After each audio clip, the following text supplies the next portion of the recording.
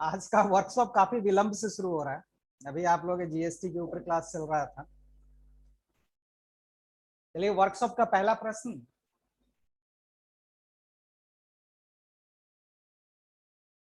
किसने कहा था कि ब्रिटिश सरकार की व्यवस्था स्पंज की तरह है, जो गंगा के पानी को सोखता है और टेम्स नदी में निचोड़ देता है। टेम्स नदी आपको पता है कि यानी ब्रिटिश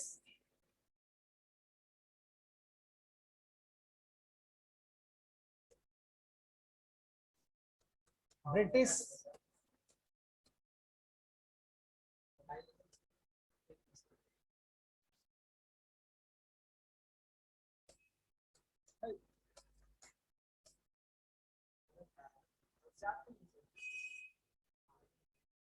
ब्रिटिश कालीन व्यवस्था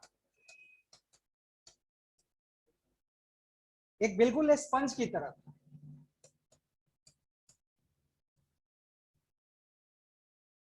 जो भारत के संसाधन को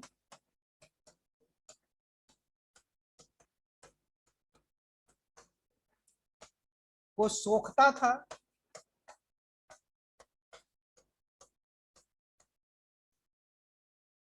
और उसे ब्रिटिश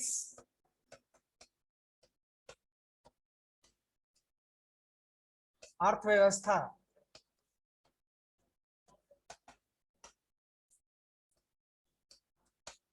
में जोड़ देता था।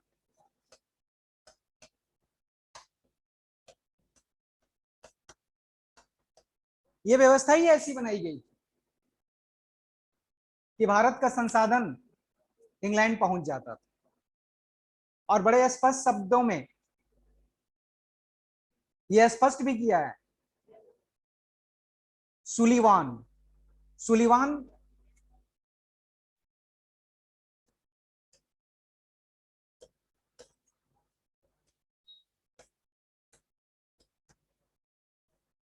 ने ये स्टेटमेंट दिया था कि किस प्रकार ब्रिटेन भारतीय संसाधनों का उपयोग कर रहा है।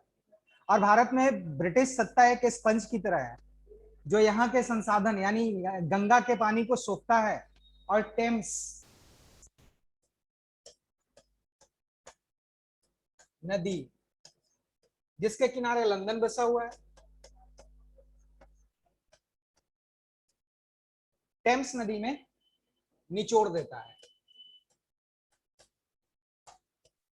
तो ये स्टेटमेंट किसने दिया था? तो सुलिवान ने।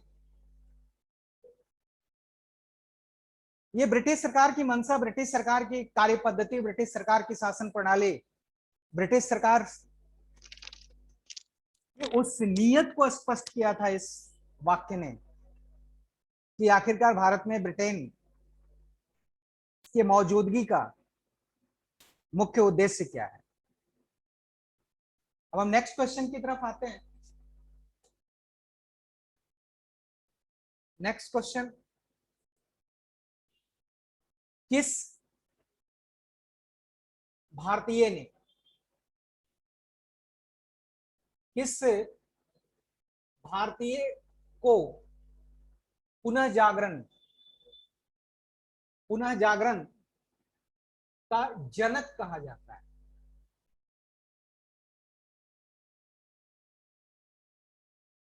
पुनः जागरण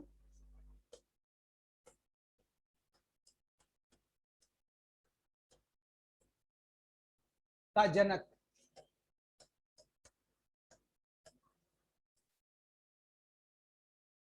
राजा राम मोहन राय।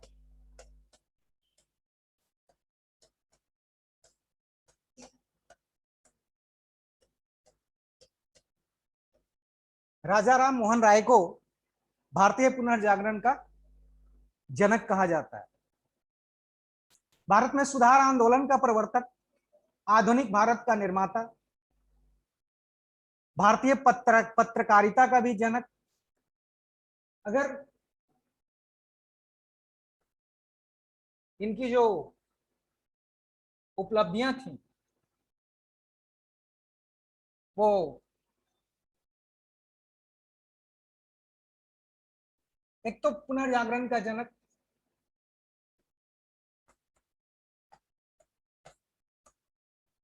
आधुनिक भारत का निर्माता,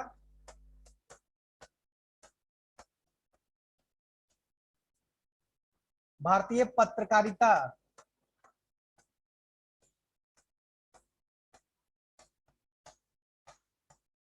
भारतीय पत्रकारिता का जनक। ये सब श्रेय राजा राम मोहन राय को ही दिया जाता है। सुधार आंदोलन में उनका योगदान बहुत ही महत्वपूर्ण था। 1828 में ब्रह्म समाज की स्थापना, कई पुस्तकें लिखी। 1814 में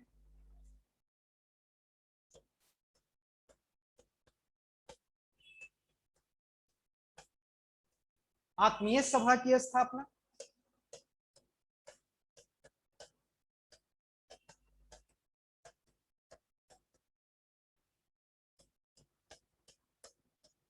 सती प्रथा का विरोध,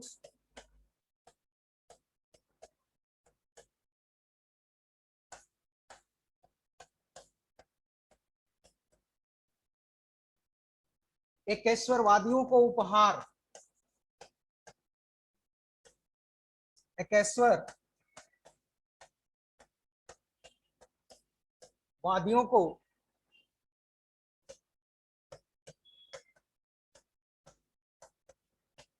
उपहार नामक पुस्तक,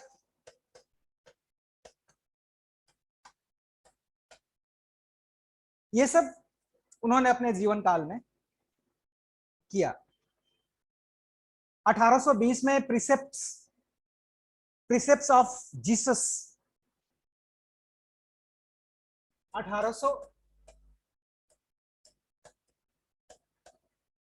प्रीसेप्ट्स ऑफ जीसस नामक पुस्तक लिखी। तो इनकी उपलब्धियां बेमिसाल रही हैं राजा राम मोहन राय की। ये भारतीय समाज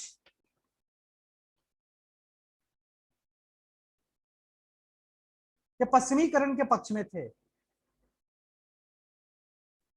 इन्होंने मूर्ति पूजा का विरोध किया।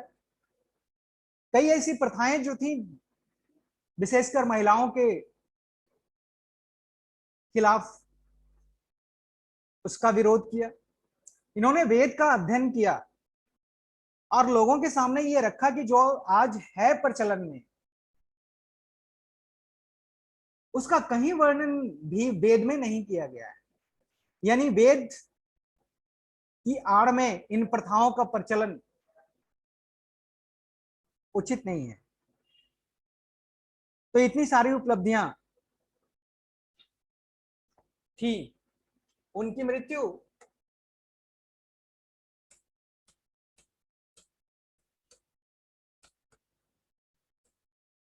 ब्रिस्टल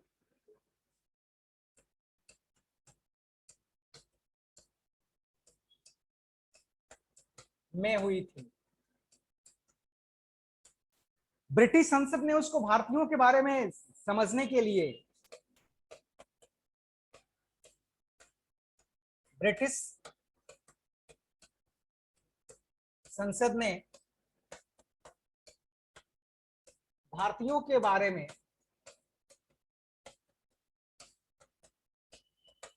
जानने के लिए उन्हें आमंत्रित भी किया था।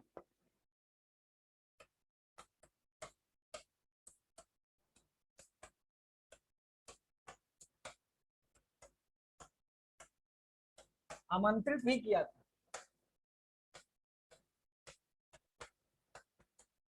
राजा की उपाधि इनको मुगल बादशाह अकबर द्वितीय ने दी थी।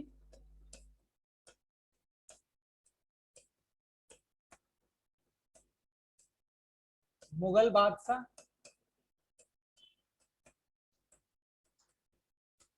अकबर द्वितीय ने इनको दी थी। तो इनकी उपलब्धियों के आधार पर यह कहा जा सकता है कि ये आधुनिक भारत के निर्माता थे, भारतीय पत्रकारिता के प्रवर्तक थे, पुनः जागरण के जनक थे। अब हम नेक्स्ट क्वेश्चन की तरफ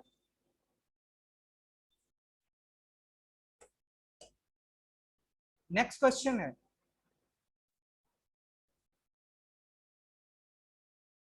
किसने ब्रह्म समाज के सिद्धांतों का विरोध किया तथा सती प्रथा का समर्थन किया? यानी जब सती प्रथा के खिलाफ आंदोलन चल रहा था तो उसके उस व्यवस्था को, उस परंपरा को बनाए रखने के लिए भी प्रयास किए जा रहे थे, उसके लिए भी कोशिश की जा रही थी। राधाकांत देव ने सती प्रथा का समर्थन किया था।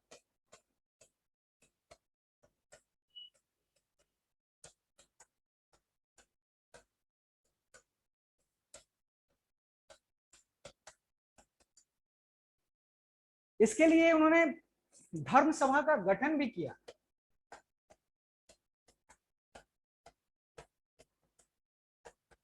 धर्म सभा का गठन किया।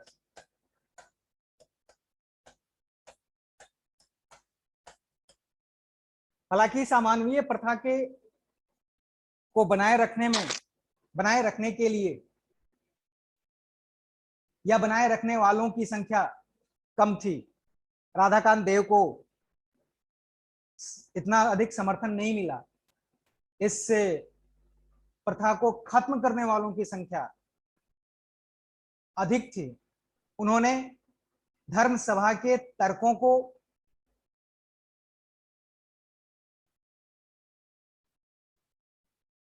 काटा और ये बताया कि प्राचीन काल में भी ऐसी अमानवीय प्रथा का प्रचलन नहीं था।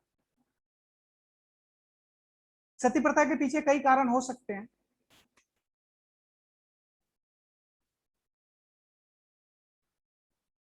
सती प्रथा के पीछे कुछ आर्थिक कारण भी हो सकते हैं, सामाजिक कारण भी हो सकते हैं। पति की मृत्यु के बाद पत्नी बेसहारा हो जाती, उसे कोई सहारा नहीं होता था। शायद उसके जीवन भर के बोझ को उठाने के लिए परिवार के सदस्य तैयार नहीं होते थे। शायद इसलिए उसे मरने पर मजबूर किया जाता था, ताकि परिवार के ऊपर जो आर्थिक बोझ उसको कम किया जा सके। इसके अतिरिक्त कई महिलाएं शादी के चंद दिनों के बाद ही या कुछ वर्षों के बाद ही विधवा हो जाती थी। पूरा जीवन अकेले काटना संभव नहीं था, इसलिए व्यभिचार बढ़ने की संभावना होती थी। इसलिए शायद सती प्रथा का प्रचलन करवाया गया हो। आखिरकार विधवा आश्रम का कॉन्सेप्ट भारत में क्यों आया? अगर विधवाओं को परिवार स्वीकार करते, विधवाओं के जीवन का भरण पोषण करने के लिए अगर परिवार के सदस्य तैयार होते, तो फिर विधवा आश्रम की आवश्यकता क्यों पड़ती? शायद इसके पीछे एक मुख्य वजह रही हो। लेकिन इस वजह से किसी को जिंदा जला देना, ये किसी भी समाज में किसी भी काल में स्वीकार्य नहीं है, दुर्भाग्य है। और ये हमारे लिए शर्म की बात है कि हमारे देश में सैकड़ों वर्षों तक ये परंपरा, ये प्रथा चलती रही। आज हम ये कह सकते हैं कि ये प्रथा हमारे देश से समाप्त हो चुकी है। अब हम नेक्स्ट क्वेश्चन की तरफ बढ़ते हैं। नेक्स्ट क्वेश्चन,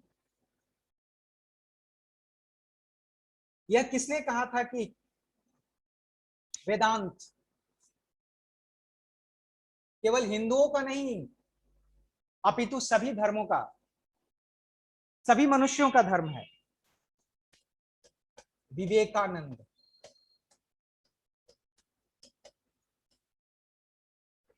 नरेंद्र दत्त के नाम से भी हम जानते हैं, इनका प्रारंभिक नाम नरेंद्र दत्त था। इन्होंने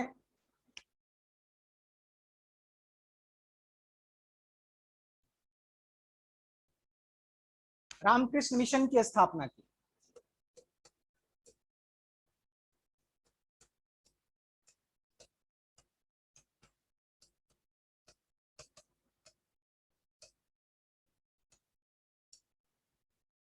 रामकृष्ण मिशन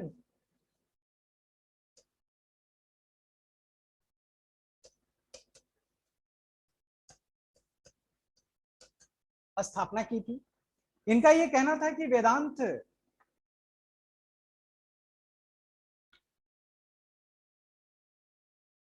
सिर्फ हिंदुओं का ही नहीं अपितु सभी मनुष्यों का धर्म है। आपको पता है कि शिकागो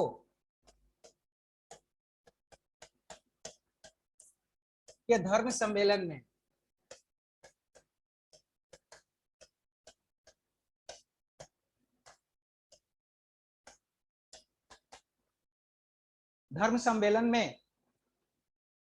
ने जो 1893 में हुआ था, वहां उन्होंने भारत का प्रतिनिधित्व किया था। उन्होंने इस धर्म सभा को संबोधित किया। अपने संबोधन में उन्होंने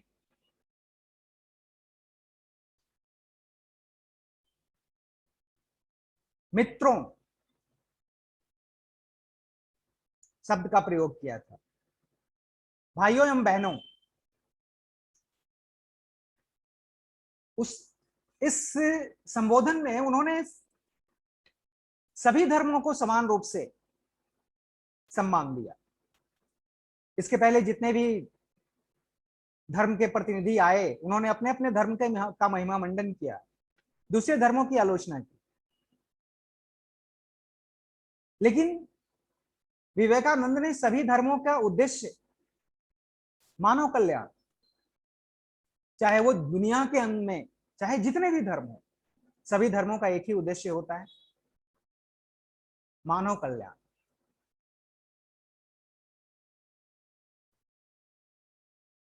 स्वामी विवेकानंद को हम भारत का पहला सांस्कृतिक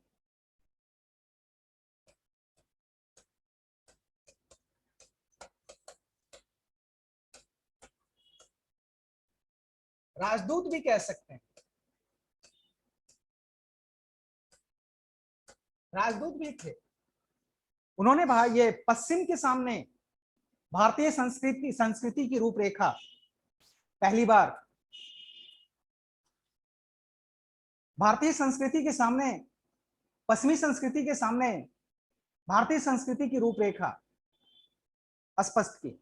इसलिए इन्हें भारत का सांस्कृतिक राजदूत भी कहा जा सकता है, जिन्होंने वेदांत को मानव जाति का धर्म बताया था, न कि एक विशेष समुदाय का धर्म। Next question.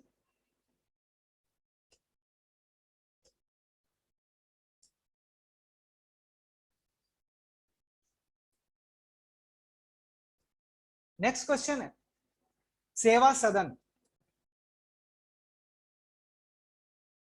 की स्थापना किसने की थी? जीएम मालाबारी। जीएम मालाबारी ने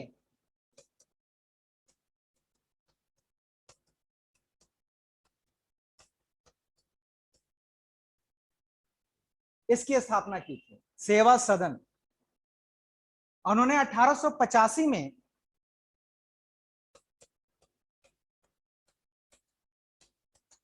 इसकी स्थापना की।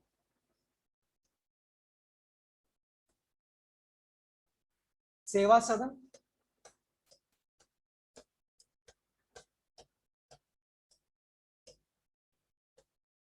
जीएम मालाबारी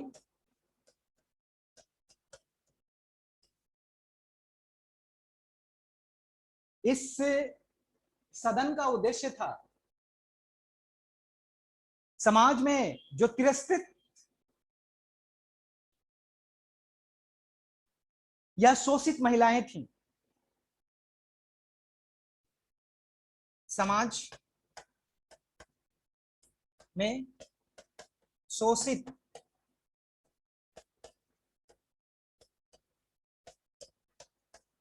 और तिरस्कृत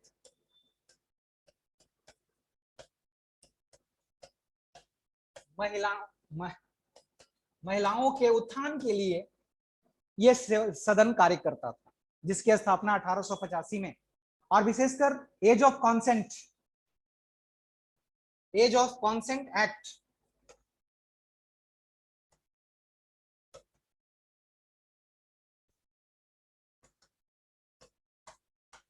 इन्हीं के प्रयास से पारित हुआ था, जिसमें लड़कियों के विवाह की उम्र सीमा निर्धारित की गई थी। तो जीएम मालाबारी 1885 में सेवा सदन का गठन किया था और इसका मुख्य उद्देश्य था कि शोषित एवं समाज द्वारा तिरस्कृत महिलाओं के उत्थान के लिए प्रयास करना। नेक्स्ट क्वेश्चन है, आत्मसम्मान आंदोलन। आत्मसम्मान आंदोलन की स्थापना किसने की थी? रामास्वामी नायकर,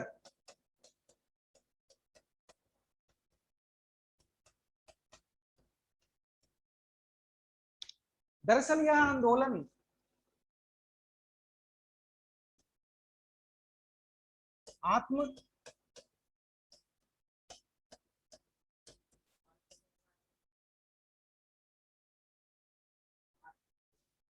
आत्मसम्मान आंदोलन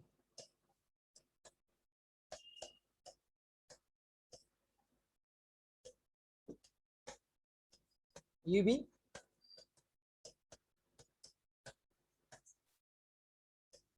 स्वामी नायकर ने की थी।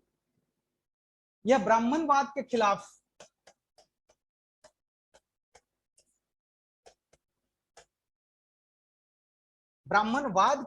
आंदोलन था।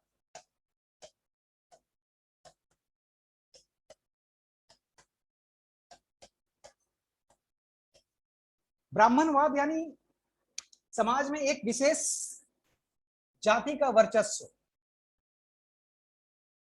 समाज में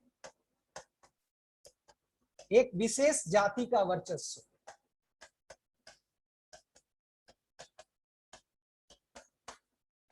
इसके खिलाफ थे ये।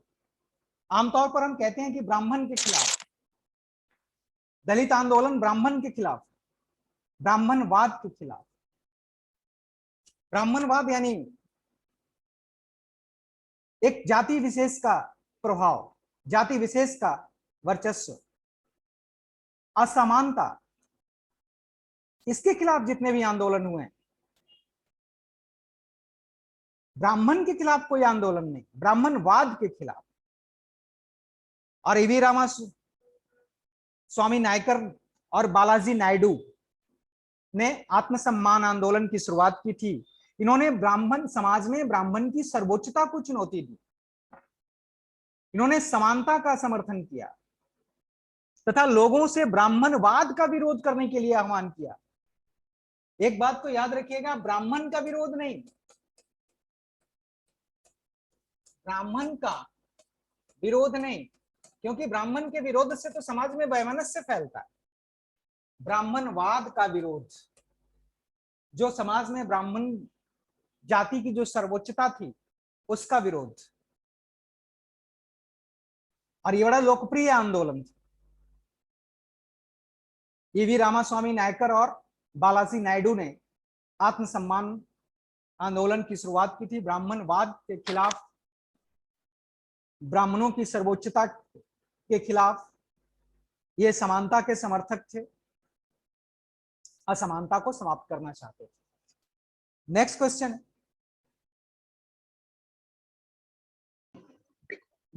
है कि अहमदिया आंदोलन का प्रवर्तक कौन था? बड़ा दिलचस्प प्रश्न है। अहमदिया आंदोलन का प्रवर्तक कौन था, जिसने स्वयं को पैगंबर, हजरत और कृष्ण दोनों का अवतार कहा? ये बड़े भ्रम की स्थिति वाले व्यक्ति थे, मिर्जा गुलाम अहमद।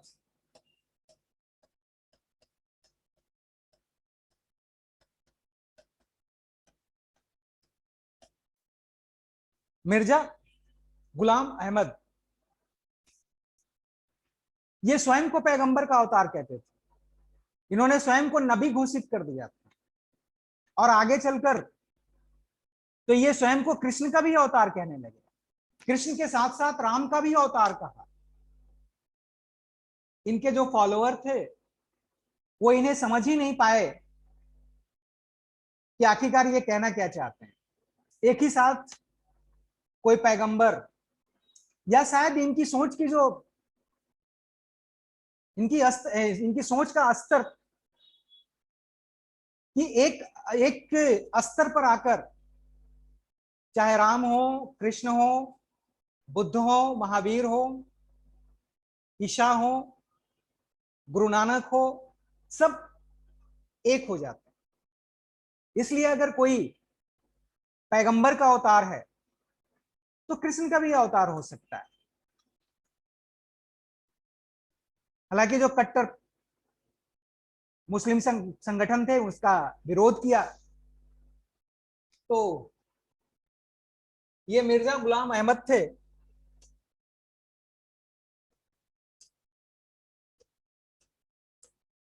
मिर्जा गुलाम अहमद थे जो स्वयं को पैगंबर के साथ साथ कृष्ण का भी अवतार कहते थे। अब नेक्स्ट क्वेश्चन है,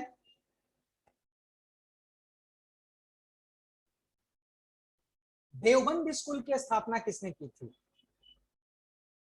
देवबंद देवबंद स्कूल की स्थापना मोहम्मद कासिम ननोतवी 1866 में देवबंद,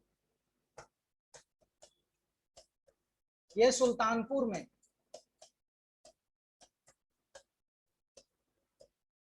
यानी उत्तर प्रदेश, ये सुल्तान उत्तर प्रदेश में स्थित है। इसके संस्थापक मोहम्मद कासिम ननौतवी, मोहम्मद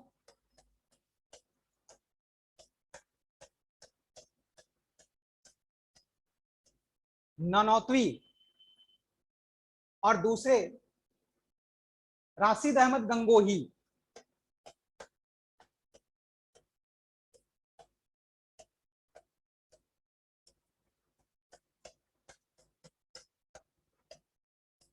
गंगोही ने इसकी स्थापना की थी। बेसिकली ये कुरान के अनुसार चलना चाहते थे। ये पश्चिमी संस्कृति का विरोध करते थे, पश्चिमी संस्कृति के विरोधी थे और पुरातन व्यवस्था को बनाए रखना चाहते थे। जबकि इसी समुदाय से सर सैयद अहमद खान, जो पश्चिमी संस्कृति के समर्थक थे, अंग्रेजी शिक्षा के समर्थक थे, जबकि मोहम्मद कासिम गंगोही ननौतवी और राशिद अहमद गंगोही ये पुरातन व्यवस्था के समर्थक थे, कुरान के और शरीयत के अनुसार चलने की बात करते थे। और इन्होंने 1866 में देवबंद में, ये आज भी है, देवबंद में एक स्कूल की स्थापना की, एक शिक्षण संस्थान की स्थापना की, जहां पर शरीयत के अनुरूप शिक्षा दी जाती है। आज भी इसका काफी महत्व है इस विद्यालय का। अब नेक्स्ट क्वेश्चन की तरफ बढ़ते हैं। दिल्ली का संस्थापक किसे माना जाता है? अनंग पाल सिंह तोमर,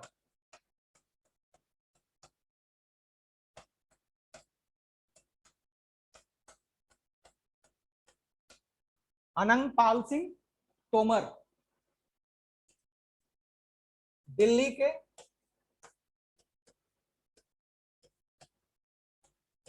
संस्थापक अनंग पाल सिंह तोमर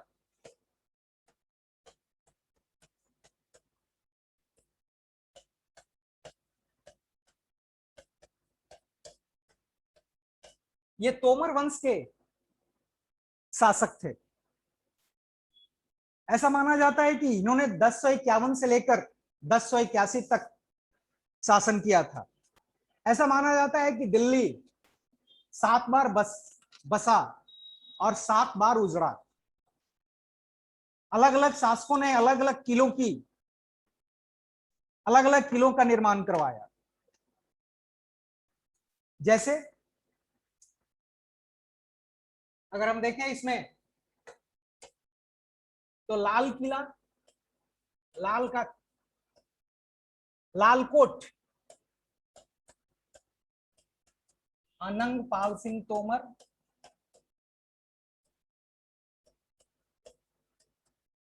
जिन्हें दिल्ली का संस्थापक माना जाता है। दूसरे हैं सिरी का किला, दूसरा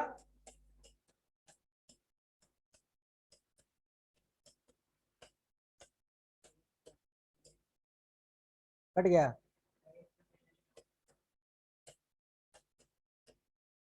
अलाउद्दीन खिलजी ने इसका निर्माण करवाया था।